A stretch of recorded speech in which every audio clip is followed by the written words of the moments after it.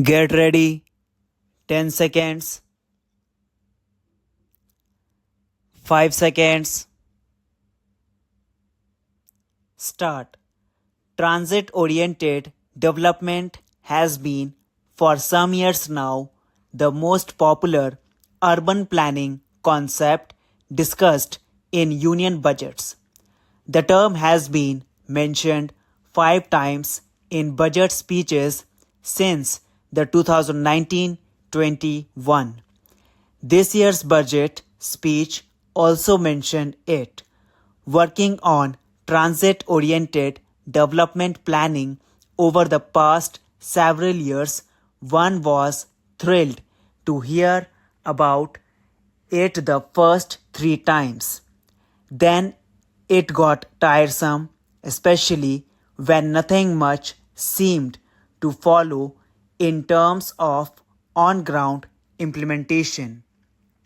Before the term became popular in the finance ministry, a national transit oriented development policy was formulated in 2017 by the Ministry of Housing and Urban Affairs. Indeed, a report by the Parliamentary Standing Committee on Housing and Urban Affairs reads, the committee recommends the ministry to exhort, persuade, and prod the state governments to implement transit-oriented development along metro stations in respective states.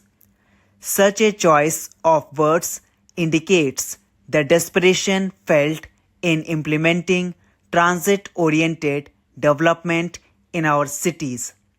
The concept denotes planning for an increased quantum of living, working, and shopping options near transit stations.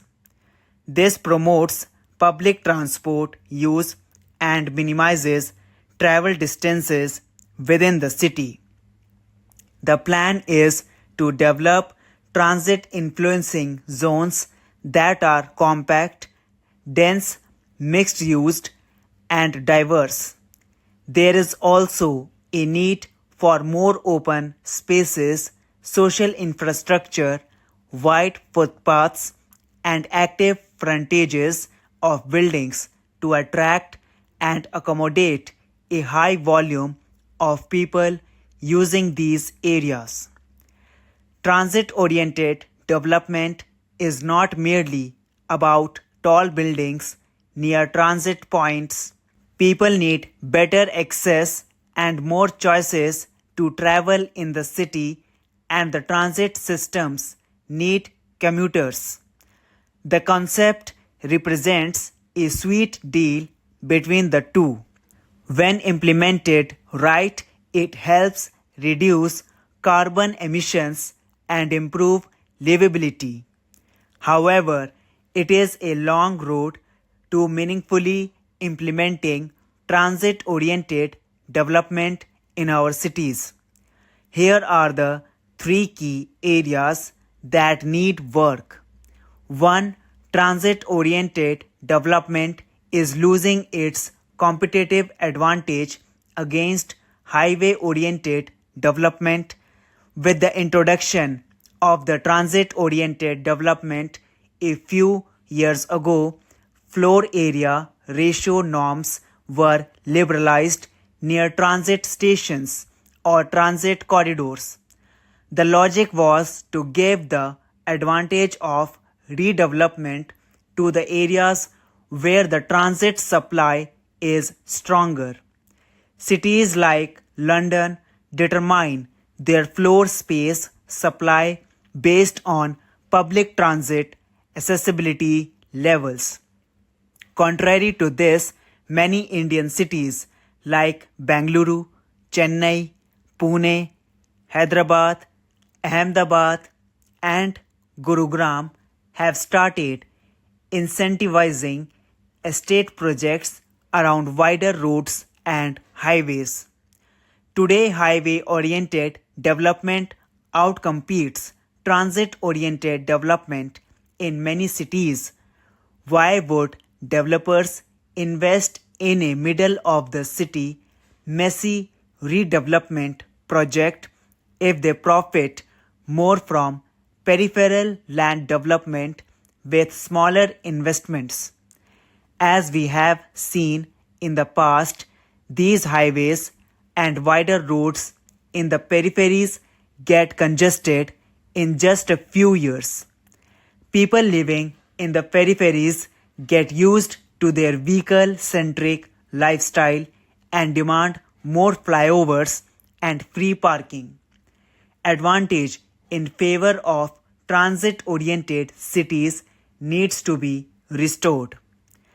Two, there is a lack of coordination and joint planning between transit agencies and cities' planning authorities.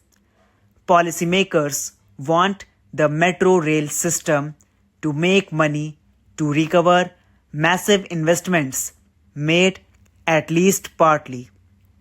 The metro system can make money by increasing ridership and selling development rights near transit stations. This can be done with efficient transit-oriented development planning. At present, development rights are monopolized by the planning authorities in our system. Years of conflicts and lack of coordination between transit agencies like the Delhi Metro Rail Corporation and civic planning authorities like the Delhi Development Authority are well known. In every large city where metro rail is planned, a lack of coordination or squabbles over revenue sharing persists between the transit agency and the planning authority. The planning authority is not obliged to share its floor space sale revenue with the transit agency. Transit agencies often behave too exclusively in coordinating with local authorities. Our cities need joint planning mechanisms where the land and the transit agencies are mandated to work together. 3. Our current planning system need reform to accommodate transit-oriented development. Urban planning practices today are laden with a command and control approach and pseudo-scientific norms. The new approach to planning is about promoting development and not controlling the urban land excessively. Beyond the reforms in planning mechanisms, much work is required to change the mindsets and embedded institutional culture.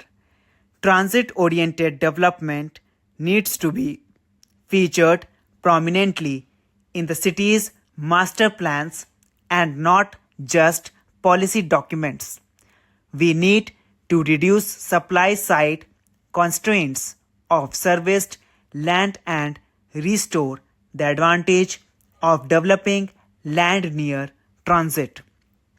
Transit-oriented development is not limited to making money from tall buildings near transit but also concerns sustainably improving accessibility and livability in our cities.